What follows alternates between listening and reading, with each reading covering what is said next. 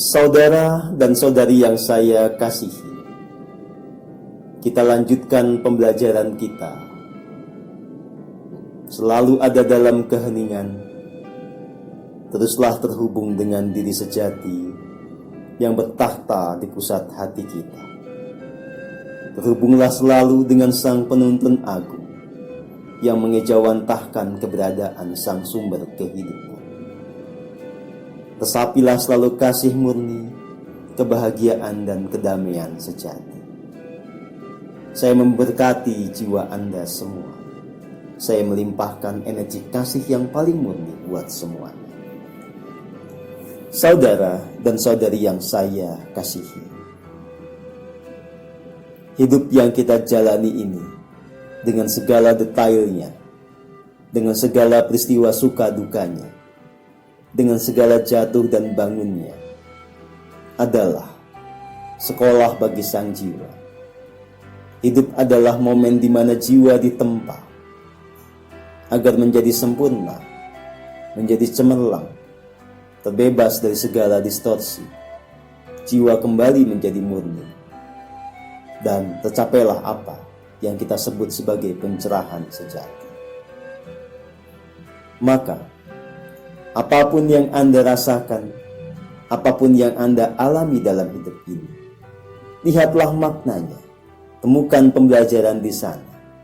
Jangan pernah mengeluh atau melakukan apa yang disebut orang Jawa sebagai ngresulo.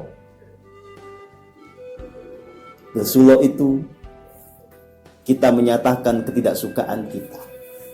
Kita ngomel-ngomel terhadap apa yang terjadi di dalam hidup kita. Satu hal yang memang perlu kita mengerti adalah hidup itu yang kita alami ya memang adalah buah dari tindakan kita, yang itu juga merepresentasikan kesadaran kita sendiri. Kita telah memilih di masa lalu dan buahnya kita petik pada hari ini. Maka tidak mungkin dan tidak logis ketika kita menolaknya, atau kita menyangkalnya, atau kita memberontak kepadanya. Itu bukanlah watak kesatria.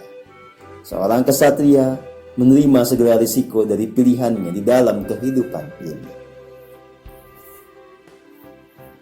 Saudara dan saudari yang saya kasihi, tetapi satu hal yang kemudian juga perlu kita catat. Bahkan ketika kita memetik buah yang pahit di dalam kehidupan ini, mengertilah di sana ada pembelajaran, di sana ada kebijaksanaan, dan itu harus kita selami. Bagaimana kita bisa meraih pengetahuan akan makna dan menemukan kebijaksanaan di dalam peristiwa yang pahit? Tentu saja, mulai dari menerima semuanya. Heninglah, diamkan pikiran yang bergolak. Biarkan diri sejati Anda atau Sang Penuntun Agung di dalam diri melimpahkan pengertian, menyampaikan sabda dari relung jiwa. Saudara dan saudari yang saya kasihi,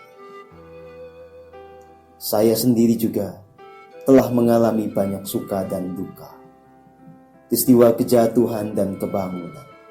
Banyak tindakan konyol saya di masa lalu, banyak ketidakmampuan dalam mengelola angkara murka di masa lalu, yang kemudian berbuah peristiwa yang pahit. Tapi satu hal yang ingin saya katakan, saya bisa mencapai titik seperti sekarang justru karena saya tidak pernah menyerah oleh semua itu. Saya menerima semua itu, dan saya belajar dari semua itu. Saya selalu berjuang sebisa saya untuk bangkit, untuk semakin tertuntun oleh diri sejati, untuk menemukan esensi dari apa yang kita sebut sebagai laku spiritual. Saudara dan saudari yang saya kasihi, ketika Anda sedang ada dalam kejatuhan, tidak perlu berkecil hati dan merasa Anda adalah orang yang paling malang di dunia ini. Karena sejatinya banyak sekali orang yang tengah mengalami situasi demikian, dan banyak lagi orang yang lebih pahit buah kehidupannya dibandingkan Anda. Maka tetap lihatlah sisi-sisi yang konstruktif dari kehidupan ini. Jika Anda masih hidup, maka berterima kasihlah. Karena tidak semua jiwa itu punya kesempatan untuk hidup di bumi ini. Jika Anda masih bisa bercengkrama dengan keluarga Anda, berterima kasihlah. Karena tidak semua juga bisa mengalaminya. Jangan berfokus kepada apa yang Anda tidak punya. Jangan berfokus kepada apa yang telah hilang. Tetapi arahkan perhatian Anda kepada apa yang masih ada di sini saat ini. Sadari sepenuhnya apa yang menjadi anugerah bagi Anda di sini dan saat ini. Saudara dan saudari yang saya kasihi, pencerahan atau kesadaran yang murni itu dipupuk perlahan-lahan melalui kemampuan kita dalam menangkap dan mengurai makna pada setiap peristiwa kehidupan. Teruslah tekun menjalani keheningan, karena hanya di dalam keheningan itu tumbuh kemampuan kita untuk mengurai atau mendapatkan dan mengetahui makna yang saya maksudkan.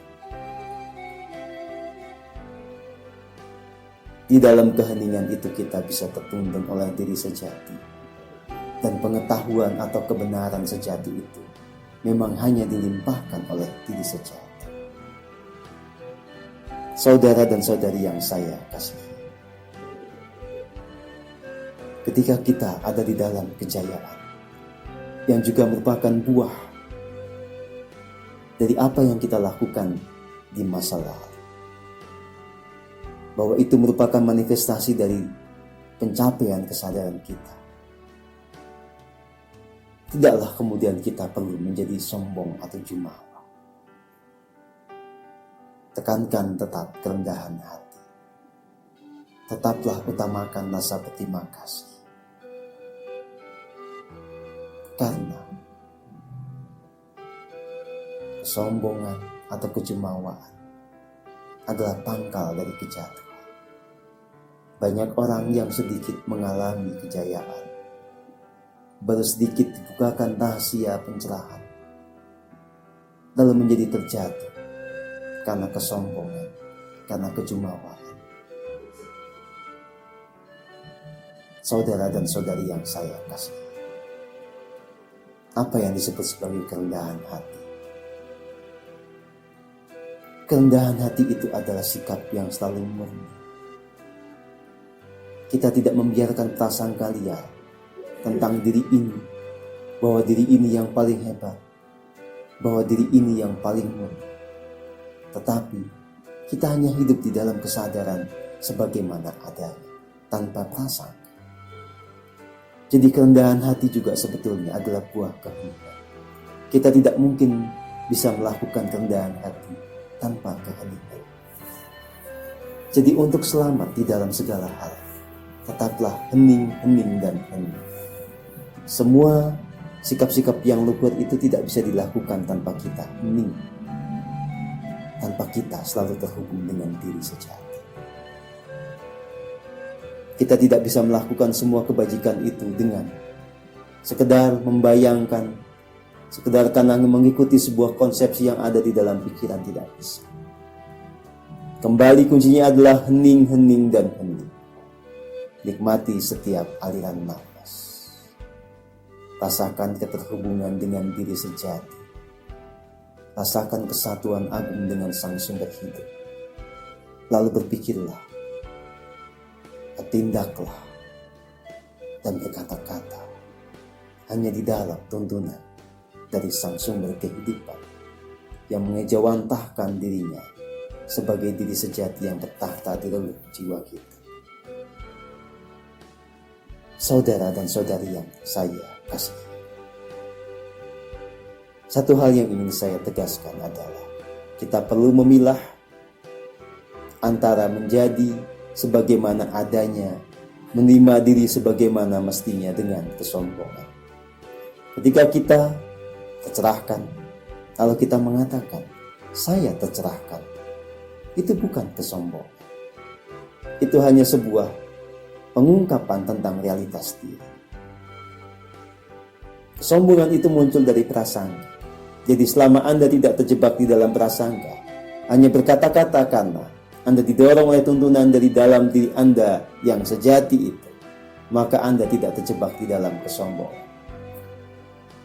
Maka, bukanlah kesombongan ketika saya mengatakan saya telah tercerahkan. Itu hanya penyingkapan sebuah realitas dan menjadi sebuah tuntutan yang wajar untuk profesi saya atau karya saya sebagai seorang guru spiritual. Maka jangan pula terjebak oleh konsepsi-konsepsi bahwa seorang guru spiritual tidak boleh mengaku dirinya sebagai guru spiritual, tidak boleh menyatakan dirinya sebagai orang tercerahkan. Itu cuma konsepsi yang kosong yang tidak ada artinya. Itu hanya prasangka yang tidak realistis. Selama Anda mengatakan apapun yang merupakan kebenaran, maka itu adalah kebenaran juga. Selama Anda mengatakan apa yang merupakan realitas jiwa, maka itu adalah kebenaran juga. Maka saya tidak akan pernah berbasa-basi. Saya sampaikan tentang realitas diri ini apa adanya, baik buruknya, gelap dan terangnya, sebagaimana adanya. Termasuk saya tidak akan sungkan untuk mengatakan bahwa saya telah tercerahkan, karena memang demikianlah realitasnya. Dan Anda bisa merasakan kebenarannya dengan menerima tuntunan ataupun arahan dari diri sejati Anda untuk mengerti tentang realitas saya. Anda bisa membuktikan kebenarannya dengan merasakan vibrasi saya. Nah, itulah yang perlu Anda lakukan di dalam keseharian Anda sendiri. Terimalah diri, pandanglah diri sebagaimana adanya, bukan berdasarkan konsepsi dan halusinasi kita. Damailah semua jiwa, rahayu semua.